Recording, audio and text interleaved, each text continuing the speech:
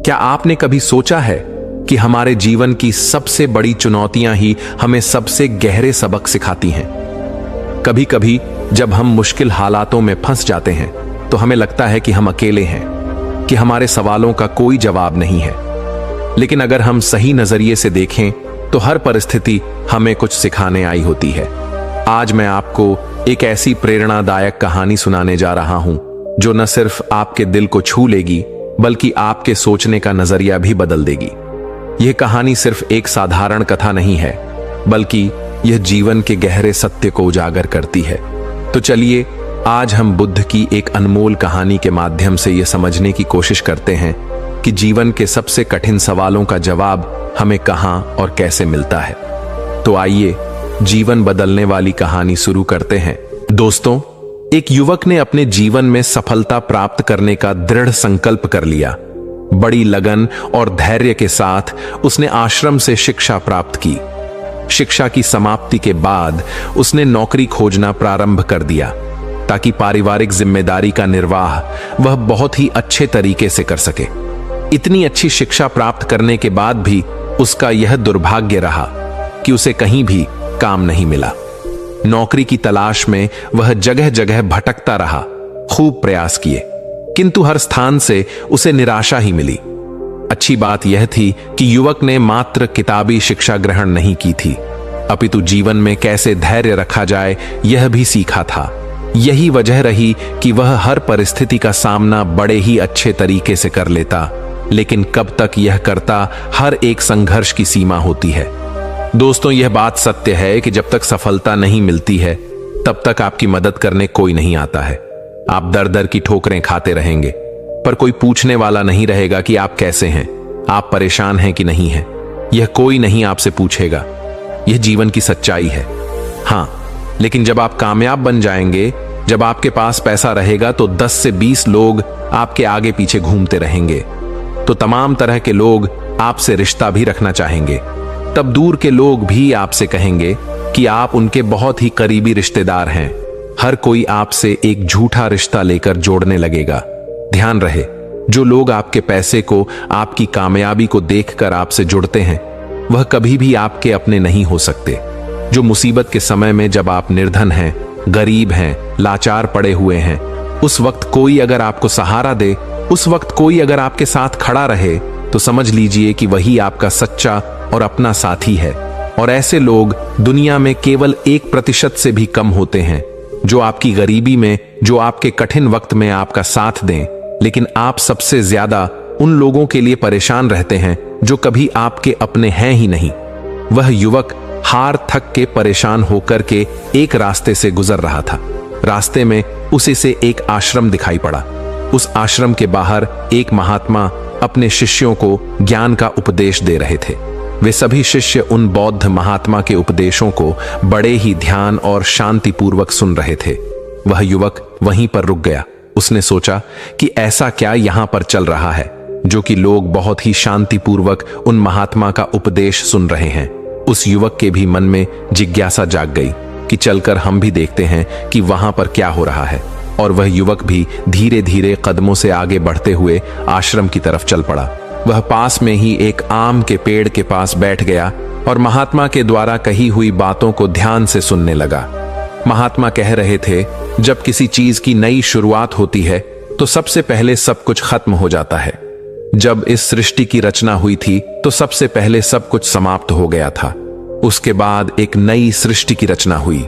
यानी जब इंसान मुसीबत के ऐसे वक्त में पहुंच जाए जब उसे लगे कि अब कुछ नहीं होने वाला है, अब मेरा कुछ नहीं हो सकता है, जीवन में वह बिल्कुल हार सा गया है, टूट जाए, लाचार हो गया हो, कोई उसकी मदद करने वाला नहीं रहे, ऐसे वक्त में अगर वह इंसान किसी से अपनी मदद भी मांगे तो लोग उसकी मदद भी करने से इनकार कर दें। महात्मा आगे कहते हैं कि ऐसे बुरे वक्त में अगर किसी को प्यास लगती है तो कोई आपको पानी देने वाला भी नहीं मिलेगा, क्योंकि बुरे वक्त में कोई भी साथ नहीं देता है। ऐसे वक्त में आप बिल्कुल टूट जाएंगे, आप जिंदगी से हार जाएंगे। लेकिन एक बात हमेशा याद रखिएगा, इसी क्षण यही सोचना है कि अब कुछ हमारी जिंदगी में बड़ा और अच्छा होने वाला है, क्योंकि बर्बादी के बाद ही नई चीज का निर्माण होता है। टूटे फूटे लोहे को गला करके एक नए लोहे का निर्माण किया जाता है। अर्थात जब आप बिल्कुल टूट जाएंगे, मुसीबत के वक्त से गुजर रहे हैं, तो यह बात दिमाग में जरूर लाएं कि अब कुछ नया होने वाला है, हमारी जिंदगी में कुछ अच्छा और बड़ा होने वाला है। यही एक उम्मीद आपको जिंदा रखेगी और यह बिल्कुल सत्य बात है। देखना, अगर तुम ऐसे वक्त में हो जहां पर कोई तुम्हारी मदद नहीं कर रहा है, कहीं से मदद की कोई भी उम्मीद नहीं है, तो समझ लेना कि अब कुछ बड़ा और अच्छा होने वाला है।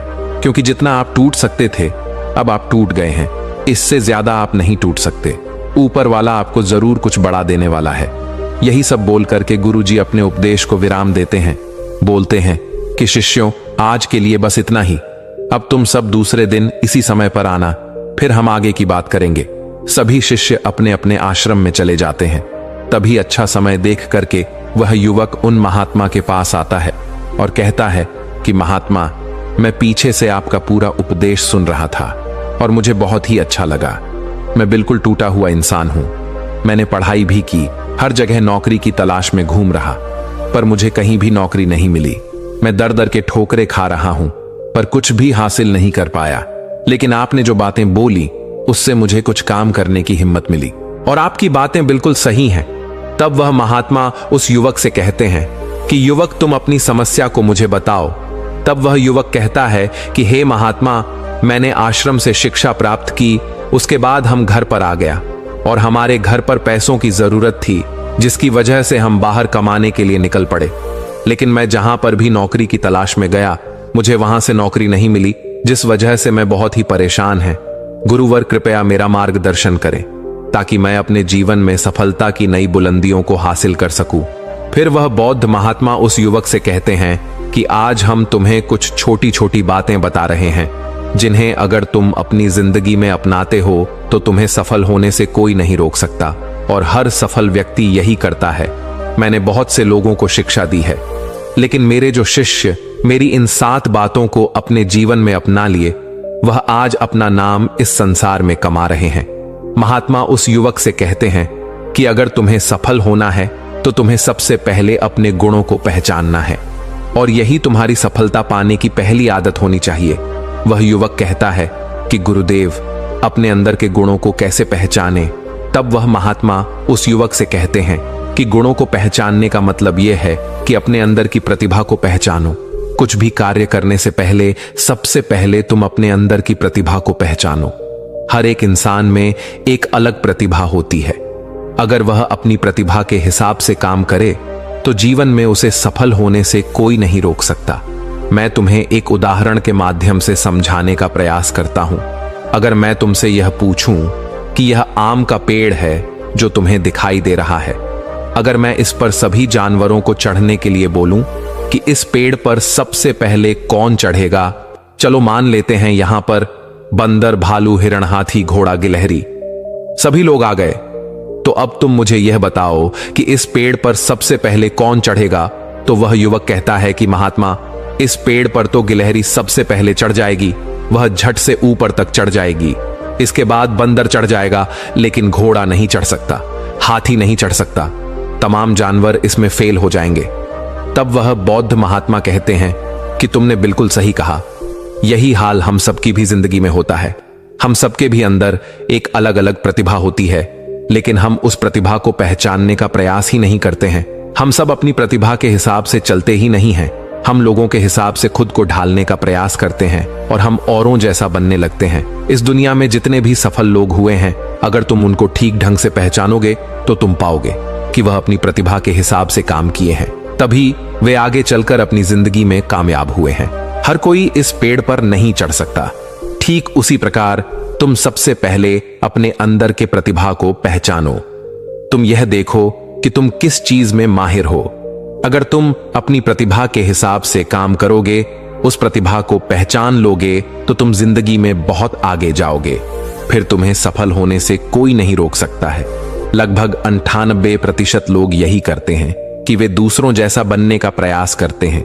किसी ने उन्हें कहा तो वे उसके जैसा ही बनने लगते हैं, जबकि जो 1% लोग होते हैं वही सफल हो पाते हैं, क्योंकि वे अपने प्रतिभा के हिसाब से काम करते हैं। वे अपने अंदर की प्रतिभा को पहचान लेते हैं फिर वे उसके हिसाब से उस कार्य को करते हैं और अंत में उन्हें सफलता भी मिलती है और वे लोग जिंदगी में बहुत ही आगे जाते हैं। इसलिए कुछ भी नया करने से पहले सबसे पहले तुम अपनी प्रतिभा को पहचानो, फिर उसके हिसाब से काम करो। वह महात्मा उस युवक से कहते हैं कि सफल बनने के लिए दूसरी सबसे बड़ी आदत यह है कि तुम सब सही समय पर उठो।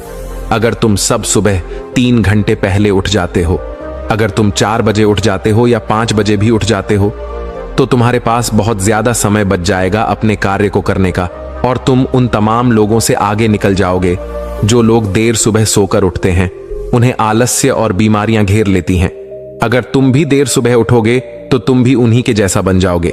इसीलिए अगर तुम्हें लाखों की भीड़ से आगे आना है तो तुम्हें सुबह जल्दी उठना होगा। जो व्यक्ति सुबह सही समय पर जल्दी उठ जाते हैं उन्हें पूरे दिन को कार्य करने का ज्यादा समय मिल जाता है। तुम सुबह उठो, सबसे पहले अपने पूरे दिन की रूपरेखा तैयार करो कि कब मुझे क्या काम करना है, कब कौन सा काम करना है, कितने बजे क्या करना है। सबसे पहले तुम उस कार्य को करो, फिर उसके हिसाब से पूरे दिन का कार्य करो। इससे क्या होगा कि तुम्हारे पास समय बच जाएगा और तुम अपने कार्य को बहुत ही अच्छे तरीके से कर पाओगे।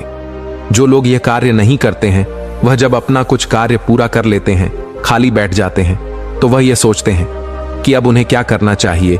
इससे उनका समय बर्बाद होता है और जो भी व्यक्ति अपना समय बर्बाद करता है वह अपनी जिंदगी में कभी भी आगे नहीं बढ़ पाएगा। इसलिए सुबह उठकर के सबसे पहले अपनी एक रूपरेखा तैयार करो कि हमें दिन में क्या काम करना है और क्या नहीं करना है, फिर उसके हिसाब से तुम कार्य करो। महात्मा उस युवक से कहते हैं कि अगर तुम्हें अपनी जिंदगी में सफल होना है तो मैं तुम्हें तीसरी आदत बता रहा हूं जिसे तुम जरूर अपनाना। वह यह है कि अपनी विचार शक्ति का उपयोग करो। जो भी तुम अपनी जिंदगी में पाना चाहते हो उसे तुम सुबह उठ करके एक बार जरूर सोचो। तुम यह अनुभव करो कि वह चीज तुम्हें मिल रही है। भले ही वह चीज तुम्हें मिली ना हो, लेकिन तुम उसके बारे में सोचना शुरू करो और इतना सच्चाई के साथ सोचो कि ऐसा लगे कि तुम्हें वह चीज मिल रही है। उस चीज को पाने का अभ्यास करो और यह काम तुम्हें सुबह उठ करके ही करना है और जब रात को तुम सोने जाते हो तब भी तुम्हें यह करना है। धीरे धीरे वह चीज तुम्हारी तरफ आकर्षित होने लगेगी। इसे ही आकर्षण का नियम कहते हैं। व्यक्ति को जो भी चीज अपनी जिंदगी में पाना है उसे उसके बारे में बहुत ही सच्चाई और गहराई के साथ आभास करना है कि उसे वह चीज मिल रही है। फिर क्या होगा कि यह प्रकृति, यह ब्रह्मांड खुद तुम्हारे लिए वह चीज भेजेगा, क्योंकि वह चीज तुम्हारी तरफ आकर्षित होने लगेगी। इसे ही आकर्षण का नियम कहते हैं। तो तुम्हें इस आकर्षण के नियम का पालन करना है। अगर तुम इसका सही से अभ्यास करते हो तो धीरे धीरे तुम जो भी चीज पाना चाहते हो वह चीज तुम्हें मिलने लगेगी। महात्मा उस युवक से कहते हैं कि सफल बनने के लिए चौथी आदत है जो तुम्हें मैं बता रहा हूं, वह यह है कि सकारात्मक सोच के साथ आगे बढ़ो। महात्मा युवक से कहते हैं कि जिंदगी में अगर तुम्हें कामयाबी पानी है, तुम्हें सफल होना है, तो अपनी सोच को सकारात्मक करो, क्योंकि सकारात्मक सोच से ही एक अच्छी बुद्धि का विकास होता है। सकारात्मक सोच से ही तुम कुछ अच्छा और बड़ा सोच पाओगे। जब कोई व्यक्ति नकारात्मक सोचता है या किसी दूसरे के बारे में सोचता है तो वह अपने कार्य को ठीक ढंग से समझ नहीं पाएगा और अपने कार्य पर ध्यान भी नहीं दे पाएगा, क्योंकि उसका दिमाग तो किसी और चीज में लगा हुआ है और वह यह काम सही तरीके से नहीं कर पाएगा। इसलिए तुम किसी के बारे में बुरा ना सोचो, भले ही वह तुम्हारा दुश्मन ही क्यों ना हो। इससे क्या क्या होगा कि तुम्हारा अपने कार्य पर से ध्यान हटने लगेगा, और जब तुम्हारा अपने कार्य पर से ध्यान हटने लगेगा तो तुम धीरे धीरे असफल होते जाओगे। इसलिए अगर जीवन में सफल होना है तो तुम सकारात्मक सोच के साथ आगे बढ़ो। तुम इन सब की फालतू की बातें सोचने में अपना समय व्यर्थ मत करना कि कौन तुम्हें गिराने की कोशिश कर रहा है, कौन तुम्हारे प्रति अच्छा है, कौन बुरा है। यह सब सोचने का समय नहीं है। बस तुम्हें अपने कार्य को अच्छे तरीके से आगे करते जाना है। देखना, जो तुम्हारे आलोचक होंगे, जो तुम्हें नीचा गिराने की कोशिश करेंगे, धीरे धीरे वह सब तुम्हारे रास्ते से हट जाएंगे, क्योंकि जिस भी व्यक्ति के मन में नकारात्मक बातें होती हैं, जो भी व्यक्ति किसी को गिराने की कोशिश करता है, वह कभी भी अपनी जिंदगी में आगे नहीं बढ़ सकता। इसलिए अगर तुम्हें सफल होना है तो तुम एक सकारात्मक सोच के साथ आगे बढ़ो, क्योंकि सकारात्मक सोच से ही तुम्हें आगे सफलता मिलने वाली है। और तुम्हारे जीवन में जो नकारात्मक लोग हैं, जो नकारात्मक बातें करते हैं, तुम उनसे दूरियां बना लेना। महात्मा 5वीं बात बताते हुए कहते हैं कि युवक, अगर तुम्हें अपनी जिंदगी में सफल होना है तो अपने राज्य किसी को मत बताओ। अगर तुम जो भी काम करना चाहते हो तो यह राज्य किसी को भी मत बताना, क्योंकि अगर तुम अपने राज्य किसी को बता दोगे तो तमाम लोगों को पता चल जाएगा कि तुम क्या करने वाले हो। और अभी तो तुम अपने कार्य की शुरुआत ही नहीं की हो, लेकिन तमाम लोग आपको गिराने की कोशिश करने लगेंगे, तो इससे तुम्हारा कार्य भी सही तरीके से सही समय पर पूरा नहीं हो पाएगा और तुम परेशान होते जाओगे। इसलिए अगर तुम्हें अपने जीवन में कुछ करना है, कुछ पाना चाहते हो, तो तुम्हें बिल्कुल शांतिपूर्वक अपने कार्य को करना है। ढिढोरा नहीं पीटना है, किसी को भी मत बताओ कि तुम आगे क्या करने जा रहे हो। इस बात का तुम खास ध्यान रखना। महात्मा युवक को सफल होने के लिए 6ठी बात कहते हैं कि कड़ी मेहनत और लगन के साथ काम करो। वह महात्मा कहते हैं कि कोई भी इंसान अगर सफल होता है तो वह अपनी कड़ी मेहनत से सफलता प्राप्त करता है। जितने भी कामयाब लोग होते हैं उन्होंने बहुत कड़ी मेहनत की है। कड़ी मेहनत सही जगह पर करनी चाहिए। ये नहीं कि तुम बस बहुत कड़ी मेहनत करते जा रहे हो लेकिन सही दिशा में नहीं कार्य को कर रहे हो, तो कड़ी मेहनत के साथ साथ सही दिशा बहुत जरूरी होती है। अगर तुम सही दिशा में कड़ी मेहनत करते हो तो तुम उस काम में कामयाब जरूर हो जाओगे, तुम्हें जरूर कामयाबी मिलेगी। इसलिए कोई भी काम हो, कितना भी बड़ा क्यों ना हो, सबसे पहले यह पता लगाओ कि इस काम को बहुत ही अच्छे तरीके से कैसे किया जा सकता है। अगर आपको यह पता चल जाए कि इस काम को अच्छे तरीके से कैसे किया जा सकता है, पूरी जी जान लगा दो सफलता को प्राप्त करने के लिए। कई बार हमने देखा है कि लोगों का असफल होने का यह एक बहुत ही बड़ा कारण होता है कि वह उन्हें जो भी जिंदगी में पाना चाहते हैं वह उस चीज के लिए तो मेहनत करने लगते हैं लेकिन मेहनत सही दिशा में नहीं करते। और जब उनकी मेहनत सही दिशा में नहीं होती है तो वे धीरे धीरे अंदर अंदर टूटने लगते हैं, उनका भरोसा उठने लगता है और उन्हें उनका लक्ष्य भी प्राप्त नहीं हो पाता है।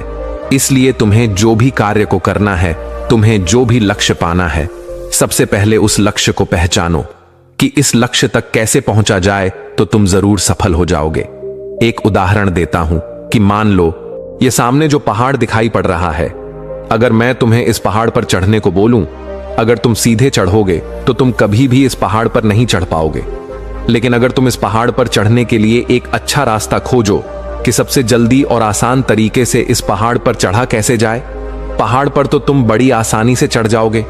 लेकिन अगर तुम बिना सोचे समझे चढ़ने लगोगे तो तुम पहाड़ की चोटी पर कभी नहीं चढ़ पाओगे, और अगर चढ़ते भी हो तो तुम्हें बहुत समय लग जाएगा और तुम असफल भी हो जाओगे। यही हाल होता है हमारी जिंदगी में।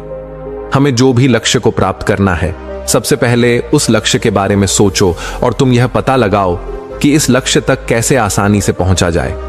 जब तुम यह पता लगा लोगे तो तुम अपने लक्ष्य को बड़े ही आसानी से पा लोगे।